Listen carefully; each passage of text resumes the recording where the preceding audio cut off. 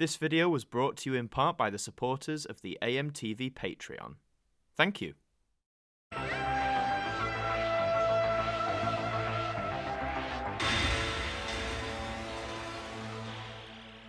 Hello there everybody, and welcome back to another instalment of the Who News. I'm your host Adam Martyn with the latest report, and the official viewing figures for Revolution of the Daleks have recently come out. These are the 7-day figures, 7 days after broadcast, and as you can see, it says the final official rating is 6.25 million viewers. We'll get into the details in a minute, but just for the source purposes, this is coming from DoctorWhoNews.net, who often are some of the first Who sites to report on this. This is coming from the Barb, the ratings board that basically determines this, so it very much is official. And it says the final rating takes into account all those who recorded the programme and watched it with him on week. The rating confirms Doctor Who as the top-rated BBC One programme for New Year's Day, beating EastEnders, which had 4.36 million watching, and Mrs Brown's Boys with 4.87 million. Overall, Doctor Who was second for the day, with Coronation Street just claiming the top spot with 6.39 million viewers. Okay, a few things to take away from that there. To all of those detractors who are saying Doctor Who is dying, it's on its last legs, it got the worst ratings ever, it's a no to all of that, I'm afraid, because 6.25 million viewers in the current television climate is actually pretty decent. I can't believe I'm having to explain this again, but I will, because there are some people online, sadly, who don't quite understand it yet. The viewing figure landscape is much different now than it was 30 years ago. You look at stories in 1989 that were pulling averages of like 4 million viewers. Back then, yes, that was bad, but there were only 4 TV channels. Yes, satellite channels were available, but they weren't widely accepted in the UK until the early 1990s, so you can kind of understand why 4 million viewers in 1989 for only 4 channels wasn't really a good thing. Whereas now, 30 years on in 2021, you've got hundreds and thousands of channels you can choose from. You've got streaming services taking up competition, you've got Netflix, you've got Amazon, you've got Disney, all of that. And you're telling me out of all of that competition, the fact that Doctor Who still pulled an official rating of 6.25 million viewers is bad?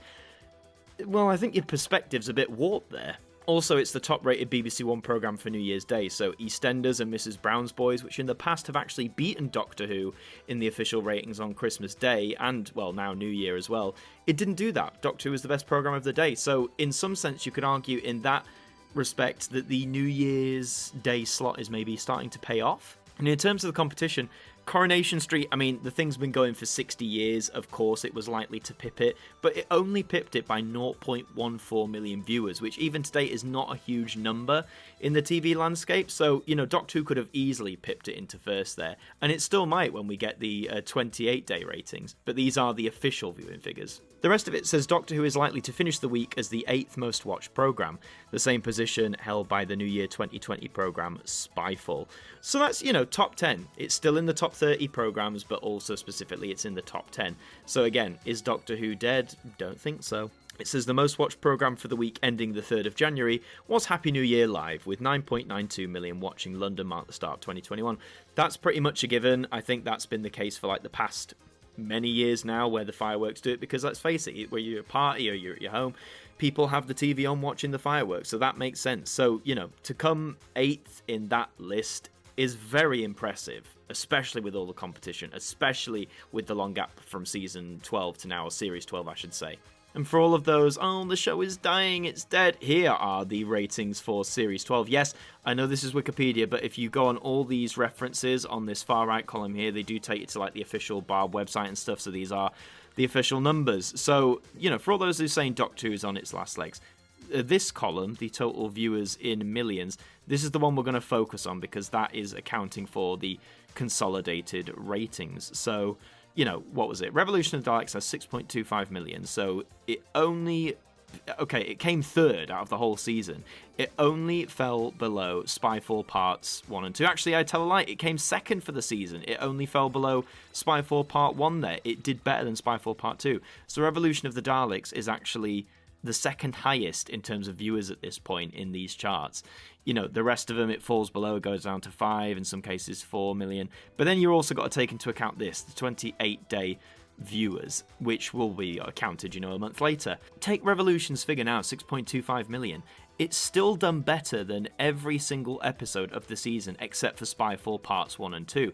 And I honestly think by the 28-day viewers come in, it might have even pipped Spyfall Part 1.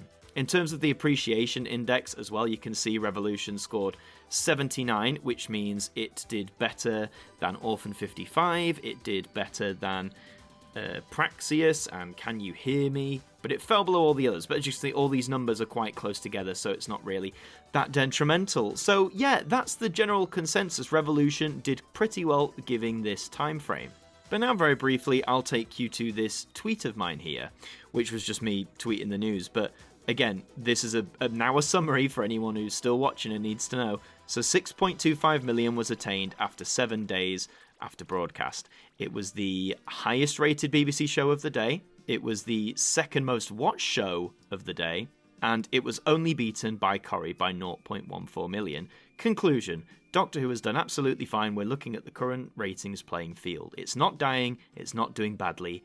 End. So yeah, that's the final consensus you really need to follow in this one, is that 6.25 million is a damn good figure for this day and age. If you want to make the argument that factors like the return of Captain Jack and the Daleks were going to boost viewing figures, then yeah, they probably did. I'm sure people who remembered Captain Jack and loved him from, 15 years ago, and those who like the Daleks were going to tune in. I mean, the Daleks, it's evident enough. I mean, look at Resolution, which finished with over 7 million viewers after its 7-day official ratings were revealed. So, of course, that appeal has some part into it. But Doctor Who, over the past few years, has always done strongly in the 7-day consolidated viewers, frequently scoring between 1 million, 2 million, sometimes more than 2 million in that 7-day period. So I think that's just more of a testament to how sort of popular this show still is. And I mean, again, audience share, this show was pulling in between 20 and 30% of people watching television. That's a fifth of the country. Also, I think one of the major things to take Doctor Who's wind out of its sails for Revolution of the Daleks is Disney Plus. And I know you're thinking, it's just another streaming service, but remember when Disney Plus launched in March, there was so much hype around it, especially as it was releasing during the lockdown era. Disney Plus wasn't available in the UK when Series 12 went out, but was when Revolution of the Daleks went out. And I mean, on New Year's Day, if you've got young kids, they may well want to be watching stuff on Disney Plus, like the new Pixar film Soul, which is very good, by the way.